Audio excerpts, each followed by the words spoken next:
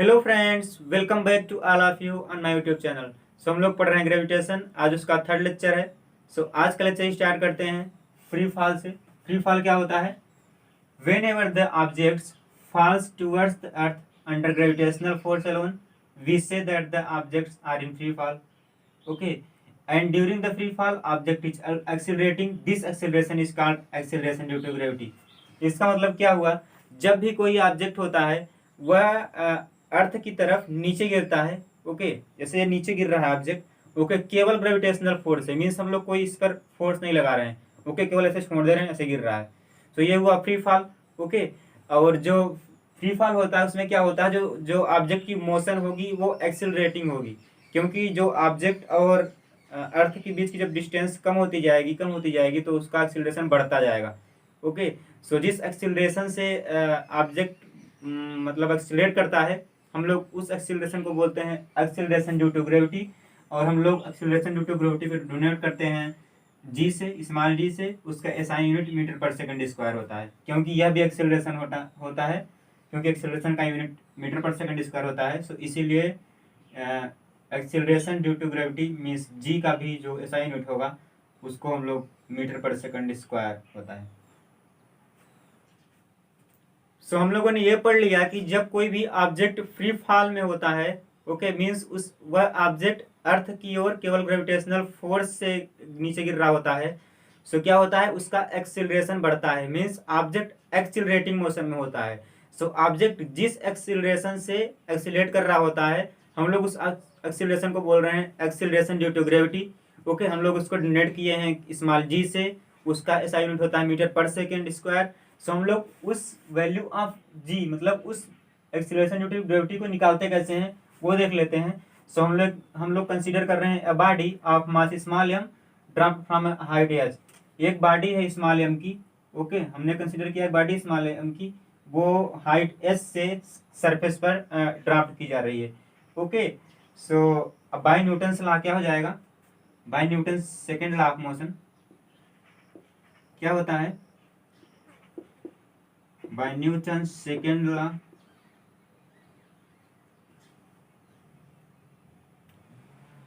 Bye Newton second law क्या हो जाता है? एफ इज इक्वल टू क्या होता है? एम ए होता है।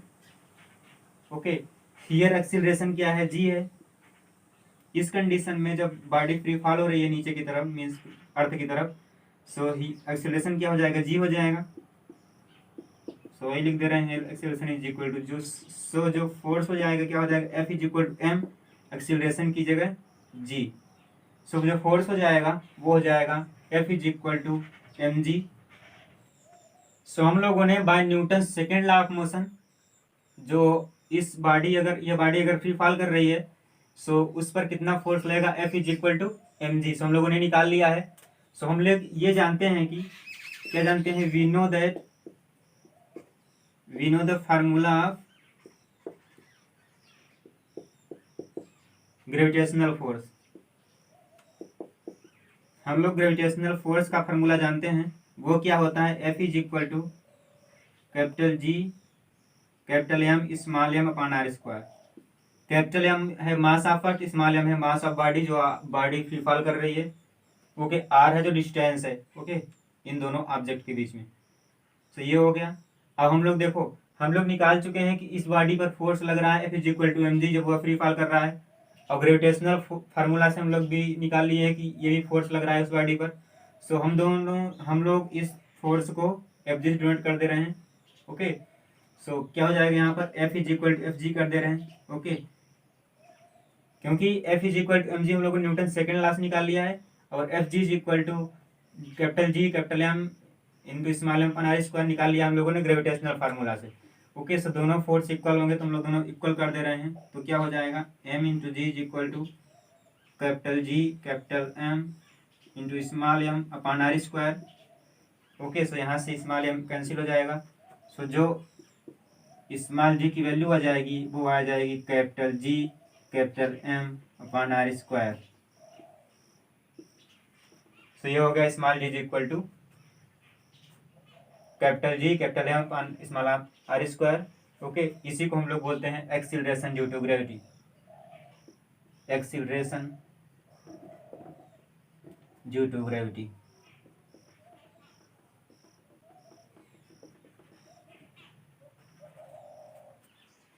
सो हम लोग निकाल चुके हैं acceleration due to gravity means small D is equal to capital G capital M upon R square.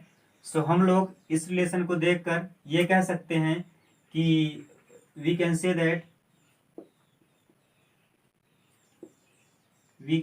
That जो एक्सीलरेशन ड्यू टू ग्रेविटी है, okay, means G is independent of the smaller mass, independent of the smaller mass।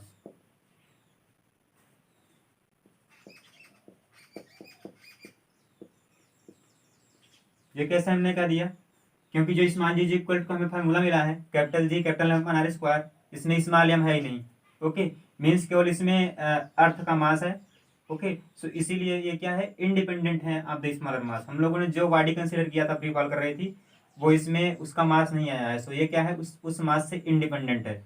सो हमने वही लिख दिया कि we can say that small G is equal to independent of the smaller mass. So अब हम लोग small जी की वैल्यू एग्जैक्ट होती कितना है वो निकाल लेंगे। हम लोगों को ये पता है capital D is equal to क्या होता है, 5.67 इंटू 10⁻11 न्यूटन मीटर स्क्वायर पर किलोग्राम स्क्वायर। हम लोग इसकी वैल्यू जानते हैं। कैपिटल एम जो है मास ऑफ अर्थ है, हम लोग को इसकी वैल्यू भी नोन है, ये ऑलमोस्ट होती है 6 इंटू 10⁻24 kg। तो यहाँ स्मॉल आर है ना, इसको हम लोग कैपिटल आर से भी डिनोट कर सकते हैं। और ये क्या होता है, ये होता है रेडियस ऑफ द अर्थ। वो कितना होता है, 6.4 इंटू 10⁻6 मीटर, ओके, ये हो गया radius of earth, okay. So हम लोग इन सब वैल्यूज को कैपिटल जी कैपिटल एम और ये स्मॉल आर की वैल्यूज को जब इस रिलेशन में रख देंगे बाय पुटिंग दीज वैल्यूज, इसको हम लोग रिलेशन 1 मान ले रहे हैं अगर, तो यहाँ पर लिख दे रहे हैं by putting these values in relation 1,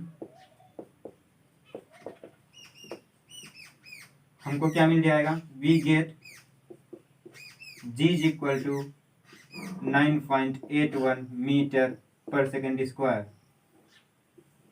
अगर हम लोग मास ऑफ अर्थ को, यूनिवर्सल ग्रेविटेशनल कांस्टेंट को और रेडियस ऑफ अर्थ की वैल्यू को इस रिलेशन में रख देंगे, मीन्स रिलेशन 1 में रख देंगे, सो हम लोगों को जो स्मॉल डी की वैल्यू आ जाएगी वो आ जाएगी 9.81 मीटर पर सेकेंड स्क्वायर। सो हम लोगों ने अभी small G means acceleration due to gravity की वैल्यू निकाल लिया है। वो क्या हम लोगों ने निकाला है, वो निकाला है small G is equal to 9.81 metre पर सेकेंड स्क्वायर, ओके। सो हम लोगों ने ये वैल्यू निकाल लिया है, ओके। सो अब हम लोगों का नेक्स्ट टॉपिक है इसमें variation of G with the distance. मतलब जो हम लोगों ने वैल्यू निकाली है स्मॉल जी की एक्सेलरेशन ड्यू टू ग्रेविटी की वैल्यू, वो डिस्टेंस के साथ वेरी करती है, ओके। सो हम लोग उसको देखते हैं। सो हम लोग ये जानते हैं कि जो अर्थ का शेप होता है वो पूरी तरीके से सर्कुलर नहीं होता है, ओके। वो कुछ ओवल टाइप का भी होता है, वो एग्जैक्टली ओवल भी नहीं होता है, सो वो कुछ इस टाइप का होता है। तो इस शेप से हम लोग क्या देख रहे हैं कि जो रेडियस होगी यहाँ पर, मीन्स यहाँ से यहाँ तक, उसकी रेडियस ज़्यादा होगी, ओके, और जो रेडियस इधर को आएगी वो कम आएगी। सो ये जो होता है इधर को हम लोग बोलते हैं पोल, ओके, इधर को बोलते हैं हम लोग इक्वेटर। इतना क्लियर है। सो हम लोग ये देखकर क्या बोल सकते हैं, यहाँ से ये बोल सकते हैं ना कि जो रेडियस एट पोल होगी वो लेस देन होगी radius at equator, okay. R हम लोग डिनोट कर रहे हैं, सो रेडियस एट इक्वेटर। ये कहाँ से हमको मिला, ये अर्थ का शेप देखकर हमने ये लिख दिया। जो रेडियस ऑफ पोल है वो कम है किससे, रेडियस ऑफ इक्वेटर से, ओके। सो और हम लोगों ने ये फार्मूला पढ़ा है, small G is equal to क्या होता है, capital G capital M upon R square, okay. G क्या होता है, capital G universal gravitational constant, capital M क्या होता है, मास ऑफ अर्थ होता है, आर का होता है रेडियस ऑफ अर्थ होती है। सो यहाँ एक ही चीज वेरी कर रहा है, वो क्या है, रेडियस, क्योंकि यूनिवर्सल ग्रेविटेशनल कांस्टेंट की वैल्यू सेम रहेगी। वो क्या होती है, capital G is equal to 5.67 into 10⁻11 Newton metre square per KG square. Okay, mass of earth भी सेम रहेगा, एक चीज वेरी कर रहा है, रेडियस। सो रेडियस जहां पर ज्यादा होगी मीन्स आर की वैल्यू जहां पर ज्यादा होगी, ओके, वहां पर small G means acceleration due to gravity की वैल्यू ज्यादा आएगी, और जहां पर कैपिटल आर की वैल्यू कम होगी मीन्स रेडियस ऑफ अर्थ की वैल्यू कम होगी, वहां पर एक्सेलरेशन ड्यू टू ग्रेविटी की वैल्यू ज्यादा आएगी, और ये जहां पर इसकी वैल्यू ज्यादा होगी वहां पर एक्सेलरेशन ड्यू टू ग्रेविटी की वैल्यू कम आएगी।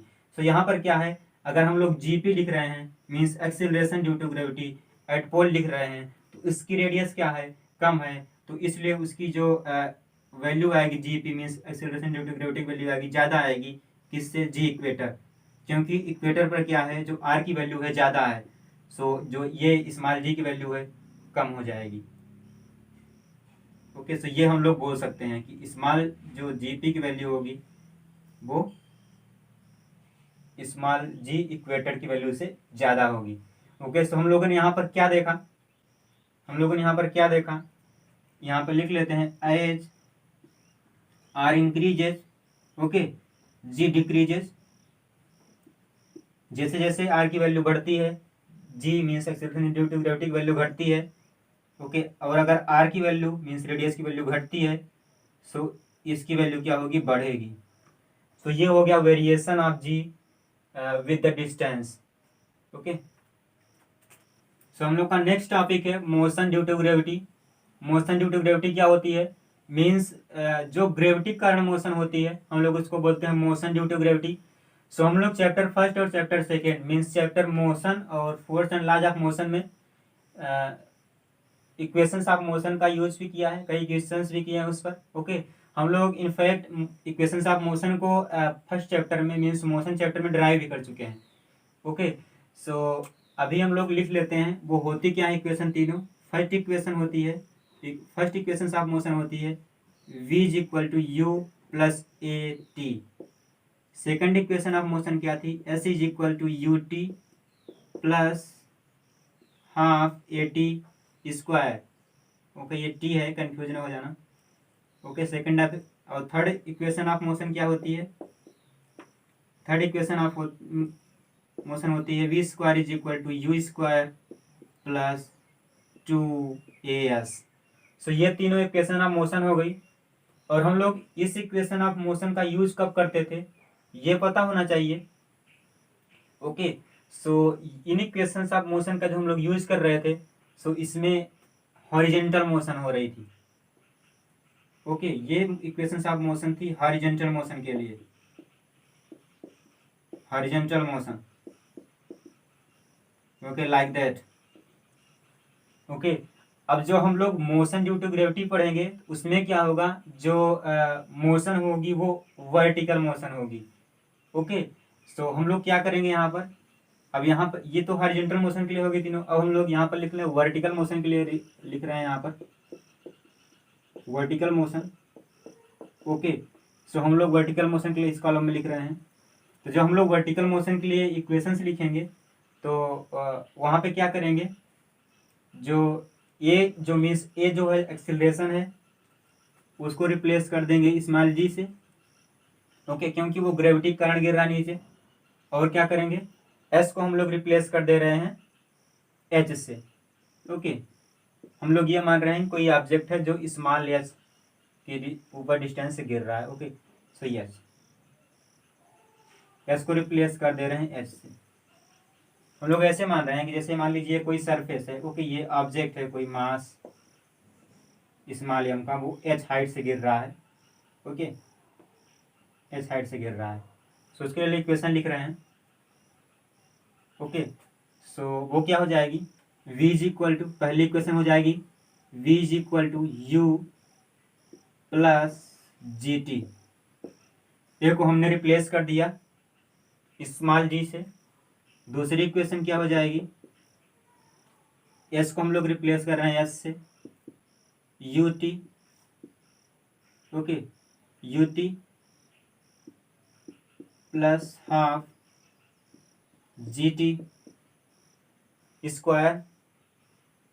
ओके, ये हो गया। थर्ड इक्वेशन क्या थी, V square is equal to you square plus two A S है यहाँ पर, तो टू ए की जगह जी, एस की जगह h, means v square is equal to you square plus 2GS। Okay, so ये हो गई तीनों इक्वेशंस ऑफ मोशन किसके लिए, वर्टिकल मोशन के लिए। सो हम लोगों ने ये देख लिया कि वर्टिकल मोशन के लिए कौन सी इक्वेशंस ऑफ मोशन होंगी। सो ये हम लोगों को इक्वेशन ऑफ मोशन मिल गई वर्टिकल मोशन के लिए। But in applying these equation, in equation को अप्लाई करने में हम लोग जी की वैल्यू कब पॉजिटिव लेंगे, कब निगेटिव लेंगे, वो हमें देखना है। सो जी की वैल्यू कब पॉजिटिव लेंगे, सो हम लोग पहला पॉइंट हो जाएगा जी की वैल्यू कब पॉइंट लेंगे, अगर जो डायरेक्शन ऑफ मोशन है, ओके, अगर जो डायरेक्शन ऑफ मोशन है उसी डायरेक्शन में स्मॉल जी की वैल्यू है। ओके, ये अगर डायरेक्शन ऑफ मोशन हो गई और उसी डायरेक्शन में स्मॉल जी की वैल्यू है, ओके, सो हम लोग जी की वैल्यू को पॉजिटिव कंसीडर करेंगे। ओके, इस इक्वेशन को अप्लाई करने में मीन्स जी की वैल्यू पॉजिटिव रखेंगे। ओके, अगर जो डायरेक्शन ऑफ मोशन हो गई, जो डायरेक्शन ऑफ मोशन हो गई वो अपोजिट हो गई किसके, स्मॉल जी के, means acceleration due to gravity के। सो क्या हो जाएगा, G is equal to negative.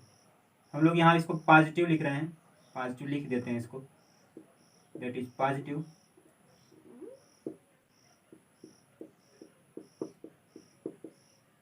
जब मोशन की डायरेक्शन और स्मॉल जी की डायरेक्शन सेम होगी सो उसको हम लोग बोलते हैं पॉजिटिव। अगर डायरेक्शन ऑफ मोशन और स्मॉल जी की डायरेक्शन डिफरेंट हो गई तो यहाँ पर क्या होगा, जी हम लोग लेंगे निगेटिव।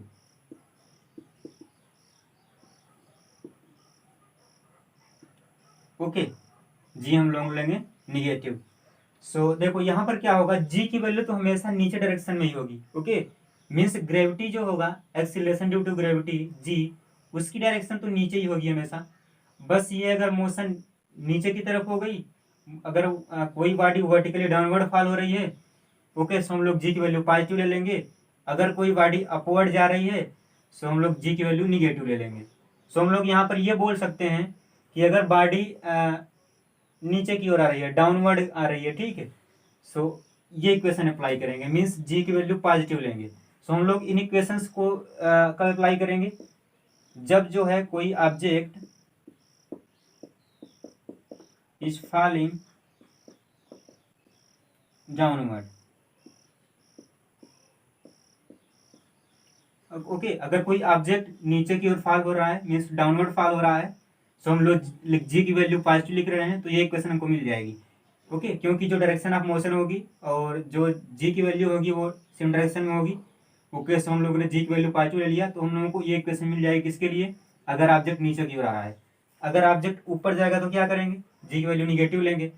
ओके, सो हम लोगों को यही इक्वेशन ऑफ मोशन क्या मिल जाएगी, अगर ऑब्जेक्ट ऊपर जा रहा है। सो लिख ले रहे हैं हम लोग, when object is going in